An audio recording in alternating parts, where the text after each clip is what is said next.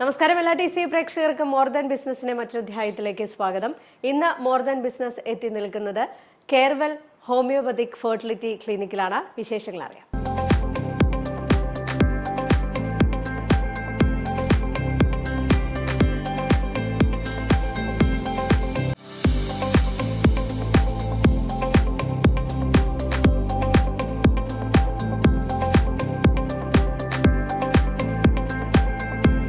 The institution of homoeopathic കേരളയുടെ മികച്ച homeo ഡോക്ടർക്കുള്ള 2022 award നേടുകയും അതേ വർഷം തന്നെ പ്രോഗ്രസീവ് ഹോമിയോപതിക് ഫോറത്തിന്റെ പ്രതിഭ അവാർഡ് നേടുകയും ചെയ്ത കെയർവെൽ ഹോമിയോപതിക് ഫെർട്ടിലിറ്റി ക്ലിനിക്കിന്റെ മാനേജിംഗ് ഡയറക്ടറും കൂടിയായ ഡോക്ടർ KB ദിലീപ് കുമാർ കെയർവെല്ലിനെ കുറിച്ച് സംസാരിക്കുന്നു. അദ്ദേഹത്തിന്റെ വാക്കുകളിലേക്ക്.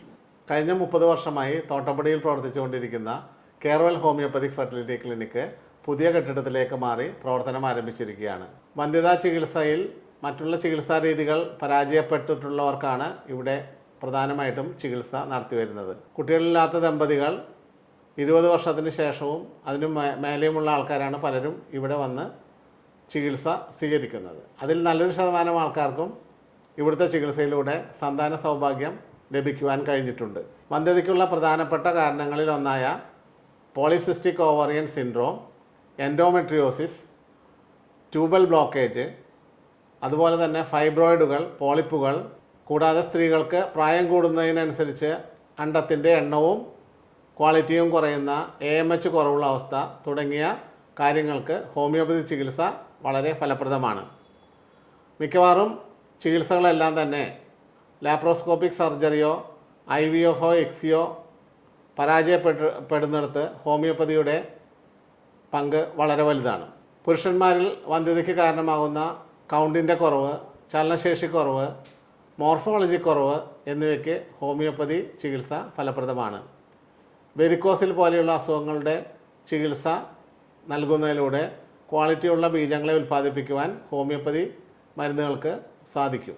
ഇവിടെ വരുന്ന മിക്കവാറും എല്ലാ രോഗികളും മറ്റുള്ള ചികിത്സാ രീതികൾ കൈയൊഴിഞ്ഞവരോ മറ്റുള്ള ചികിത്സാ രീതികളിൽ നിന്ന് ഗുണം ലഭിക്കാത്തവരാണ്.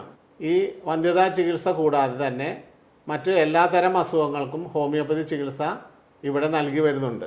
മറ്റുള്ള ചികിത്സാ രീതികളെ കമ്പയർ ചെയ്യുമ്പോൾ വന്ധ്യതാ ചികിത്സയിൽ ഹോമിയോപ്പതിയുടെ ചിലവ് താരതമ്യേന കുറവാണ്. മരുന്നുകൾക്ക് യാതൊരു തരത്തിലുള്ള പാർശ്വഫലങ്ങളും ഇല്ല എന്നുള്ളതാണ് ഈ മരുന്നിൻ്റെ മറ്റൊരു പ്രത്യേകത. വന്ധ്യതാ ചികിത്സ നമുക്ക് 4 മാസം മുതൽ 8 മാസം വരെയാണ് പ്രധാനമായിട്ടും നൽകി വരുന്നത്. ഈ 4 മാസത്തിനിടയിൽ എന്തെങ്കിലും പോസിറ്റീവായിട്ടുള്ള റിസൾട്ടുകൾ നമ്മുടെ ചികിത്സയുടെ ഭാഗമായിട്ടുണ്ടെങ്കിൽ മാത്രമേ പിന്നീട് ചികിത്സ മുന്നോട്ട് പോവുകയുള്ളൂ. വന്ധ്യതാ ചികിത്സ നേരിടുന്ന ദമ്പതികൾ പ്രധാനമായിട്ടും നേരിടുന്ന ഒരു വെല്ലുവിളിയാണ് ടെസ്റ്റുകളുടെ റിസൾട്ടുകളുടെ കൃത്യത. പലപ്പോഴും പല ലാബുകളിലും ചെയ്യുന്ന റിസൾട്ടുകൾ, പ്രത്യേകിച്ച് പുരുഷന്മാരുടെ സെമൻ അനാലിസിസ് ടെസ്റ്റുകൾ പലപ്പോഴും തെറ്റായിട്ടാണ് കാണപ്പെടുന്നത്. എപ്പോഴും നമ്മൾ സെമൻ അനാലിസിസ് എന്ന് പറഞ്ഞ സംഭവം ഒരു നല്ല ലാബിൽ ടെസ്റ്റ് ചെയ്തില്ലെങ്കിൽ പലപ്പോഴും സ്ത്രീക്ക് മാത്രം ചികിത്സ ലഭിക്കുകയും പുരുഷന്മാരുടെ ഭാഗം കൃത്യമായിട്ട് കാണാതെ വരികയും അവർക്ക് സന്താന സൗഭാഗ്യം നേടാനുള്ള അവസരം ഇല്ലാതാവുകയും ചെയ്യും. അതുകൊണ്ട് തന്നെ വന്ധ്യതാ ചികിത്സയ്ക്ക് പോകുന്ന ദമ്പതികൾ ഏറ്റവും നല്ല ലാബുകളിൽ പോയി അവരുടെ പരിശോധനകൾ കൃത്യമായും വ്യക്തമായും നടത്തേണ്ടതാണ്. വന്ധ്യതാ ചികിത്സയ്ക്ക് വരുന്ന ദമ്പതികളിൽ പലരും നേരിടുന്ന പ്രധാനപ്പെട്ട പ്രശ്നം അവർ തമ്മിലുള്ള സ്വരച്ചേർച്ചയില്ലായ്മയോ ഐക്യമില്ലായ്മയോ ഒക്കെയാണ്.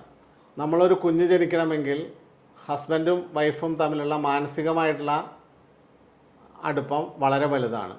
അപ്പോൾ അങ്ങനെയുള്ള ദമ്പതികൾക്ക് ഇവിടെ കൗൺസിലിങ്ങും കൊടുത്തു വരുന്നു. അങ്ങനെയുള്ള കൗൺസിലിങ്ങിൻ്റെ ഭാഗമായിട്ട് നമ്മൾക്ക് വന്ധ്യതാ ചികിത്സയുടെ ഒരു പകുതി ഭാഗം തന്നെ നമുക്ക് ക്ലിയറാക്കാൻ പറ്റുന്നതാണ്. ബാക്കിയുള്ള പകുതി ഭാഗം മാത്രമേ മരുന്നുകളുടെ ആവശ്യമുള്ളൂ. ഹോമിയോപ്പതിയുടെ ഉപജ്ഞാതാവായ ഡോക്ടർ സാമുവൽ ഹനിമാൻ്റെ ജന്മദിനമായ ഏപ്രിൽ 10 എല്ലാ വർഷവും ലോക ഹോമിയോപ്പതിക് ദിനമായി ആചരിച്ചു വരുന്നു. ലോകരാജ്യങ്ങളിൽ നോക്കുകയാണെങ്കിൽ ജനങ്ങൾ ആശ്രയിക്കുന്ന രണ്ടാമത്തെ ഏറ്റവും വലിയ ചികിത്സാ രീതിയാണ് ഹോമിയോപ്പതി. ഹോമിയോപ്പതി കൊച്ചുകുട്ടികൾക്ക് മാത്രമല്ല, ഹോമിയോപ്പതി പ്രായഭേദമന്യേ എല്ലാവർക്കും കഴിക്കാൻ പറ്റിയ ഒരു വൈദ്യശാസ്ത്ര ശാഖയാണ്. പുതിയ നൂറ്റാണ്ടിൻ്റെ ഏറ്റവും വലിയ ശാപമാണ് വന്ധ്യത. ഇപ്പോൾ വന്ധ്യത അനുഭവിക്കുന്ന ദമ്പതികളുടെ എണ്ണം കൂടി വരികയാണ്. അതിൻ്റെ പ്രധാനപ്പെട്ട കാരണങ്ങളിലൊന്ന് വിവാഹത്തിൻ്റെ പ്രായം കൂടി വരുന്നതാണ്. സ്ത്രീകൾക്ക് പലപ്പോഴും കുഞ്ഞുങ്ങളുണ്ടാവാൻ ഏറ്റവും നല്ല പ്രായം എന്ന് പറയുന്നത് 22 വയസ്സായിട്ടാണ് കണക്കാക്കപ്പെടുന്നത്. ഏറ്റവും നല്ല എഗ്ഗിൻ്റെ ക്വാളിറ്റിയുള്ള സമയം. അത് കഴിഞ്ഞാൽ 28 വയസ്സ് വരെയും നല്ല പ്രായം തന്നെയാണ്. പലപ്പോഴും ഈ 30 വയസ്സിന് മേലെയൊക്കെ കല്യാണം കഴിക്കുന്ന ദമ്പതികളെ സംബന്ധിച്ചിടത്തോളം എഗ്ഗിൻ്റെ ക്വാളിറ്റി കുറവായിരിക്കും. അതുപോലെ തന്നെ യൂട്രസിൽ ചിലപ്പോൾ ഫൈബ്രോയിഡ്സ് പോലെയുള്ള കാര്യങ്ങളോ പോളിപ്പ് പോലെയുള്ള കാര്യങ്ങളോ ഉണ്ടാവാനുള്ള സാധ്യത കൂടുതലായിരിക്കും.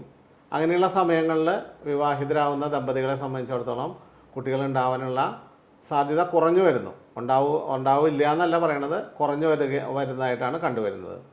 അതുപോലെ തന്നെ ഇപ്പോഴത്തെ വസ്ത്രധാരണ രീതി പുരുഷന്മാരെ സംബന്ധിച്ചിടത്തോളം ടൈറ്റായിട്ടുള്ള ഇന്നറുകൾ ധരിക്കുക, അതുപോലെ ടൈറ്റായിട്ടുള്ള ജീൻസ് പാൻസ് തുടങ്ങിയ ഡ്രസ്സുകൾ ഇടുക, മൊബൈൽ ഫോൺ പലപ്പോഴും പാൻസിൻ്റെ പോക്കറ്റിൽ വയ്ക്കുക തുടങ്ങിയ അവസ്ഥകൾ ഉണ്ടാകുന്നവർക്ക് കൗണ്ട്, മോട്ടിലിറ്റി, മോർഫോളജി തുടങ്ങിയ കാര്യങ്ങൾക്ക് ബുദ്ധിമുട്ട് കാണാറുണ്ട്. വന്ധ്യതാ ചികിത്സയ്ക്ക് പുറമെ ബാക്കി എല്ലാത്തരം അസുഖങ്ങൾക്കും കേരളയിൽ ഹോമിയോപ്പതി ചികിത്സ ലഭ്യമാണ്. വൈറൽ രോഗങ്ങൾ, ഓട്ടോ ഇമ്മ്യൂൺ രോഗങ്ങൾ, ജനിതക രോഗങ്ങൾ, വൈറൽ രോഗങ്ങൾ, അലർജി സംബന്ധമായ അസുഖങ്ങൾ തുടങ്ങി എല്ലാത്തരം അസുഖങ്ങൾക്കും ഇവിടുത്തെ ചികിത്സ ഫലപ്രദമാണ്. ചികിത്സയ്ക്ക് നേരിട്ട് വരാൻ സാധിക്കാത്തവർക്ക് ഓൺലൈൻ കൺസൾട്ടേഷൻ ലഭ്യമാണ്. ഓൺലൈൻ കൺസൾട്ടേഷന് ശേഷം നമുക്ക് മരുന്നുകൾ അയച്ചു കൊടുക്കാനുള്ള സൗകര്യമുണ്ട്. കൊറിയർ വഴി മരുന്നുകൾ അയച്ചു കൊടുക്കാനുള്ള സൗകര്യമുണ്ട്. അത് ഇന്ത്യയിൽ മാത്രമല്ല, ഇന്ത്യക്ക് പുറത്തുള്ള രാജ്യങ്ങളിലും നമുക്ക് മരുന്നുകൾ അയച്ചു കൊടുക്കാൻ സാധിക്കുന്നതാണ്. വെബ്സൈറ്റിൻ്റെ ID www.infertilityhomeopathy.com. പലവിധ ചികിത്സകൾ ചെയ്തിട്ടും സന്താന സൗഭാഗ്യം ലഭിക്കാത്ത ആളുകൾ ഒരു 35-40 വയസ്സാകുമ്പോഴേക്കും നിരാശരാവുകയും ഇനി ചികിത്സയൊന്നും വേണ്ട എന്നുള്ള തീരുമാനത്തിലേക്ക് എത്തുകയും ചെയ്യാറുണ്ട്. അങ്ങനെയുള്ളവരോട് പറയാനുള്ളത്, നിങ്ങൾ കെയർവെല്ലിൽ വന്ന് ഒന്ന് കൗൺസിൽ ചെയ്ത് നോക്കൂ, ഒന്ന് ഡോക്ടറെ കൺസൾട്ട് ചെയ്ത് നോക്കൂ. എന്തെങ്കിലും പോസിറ്റീവ് സൈൻ ഉണ്ടാവാനായിട്ടുള്ള സാധ്യതയുണ്ടോ എന്ന് മനസ്സിലാക്കൂ.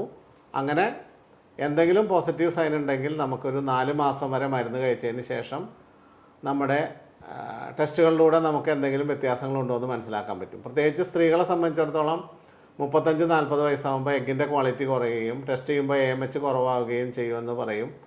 അതിൻ്റെ ഫലമായിട്ട് നിങ്ങൾക്കിനി IVF ICSI ചെയ്യുകയാണെങ്കിൽ അതിന് ഡോണർ IVF എന്ന് പറയും. വേറെ ആളുകളുടെ അണ്ടം സ്വീകരിച്ചുകൊണ്ട് കുഞ്ഞുങ്ങളെ ഉണ്ടാക്കണം എന്നാണ് പറയുക. അങ്ങനെയുള്ള ആളുകൾ ഹോമിയോപ്പതി ചികിത്സ സ്വീകരിച്ചു കഴിഞ്ഞാൽ ഗുണഫലം ഉണ്ടാവാറുണ്ട്.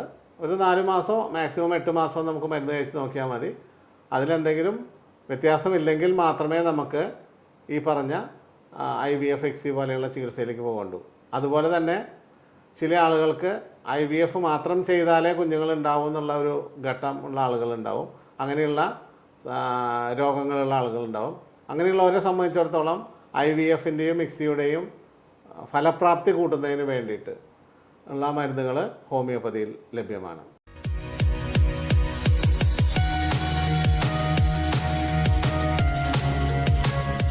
മോർ ദാൻ ബിസിനസിന്റെ ഇന്നത്തെ അധ്യായം ഇവിടെ പൂർണ്ണമാകുന്നു. മറ്റൊരു സംരംഭവുമായി അടുത്ത അധ്യായത്തിൽ കാണാം.